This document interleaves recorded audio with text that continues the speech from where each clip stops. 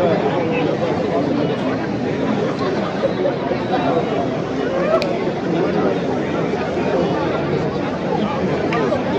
basibo ne banyabo.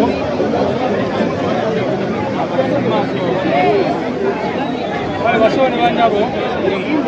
Nako lwalero fenga National Unity Platform tuze mungi okwegatta bantu baffe bannaffe mu struggle okusingira ddala family ya Dr. Kizza Besigye abaavaayo ne basaba ekereziya kujja wano basabire Dr. Besigye n'abasibe bonna bonna era nga bwemulaba tulina amabega waffe bano abantu bebamu ku ba victims abantu baabwe abali mu makomera tubadde tuze nabo olunaku olwaleero nga tulowooza tugenda kusobola tusabire Dr. Besigye ate tusabire n'abasibe bonna bonna n'abantu baffe ababuzibwawo abattibwa n'ebirala bwe bityo.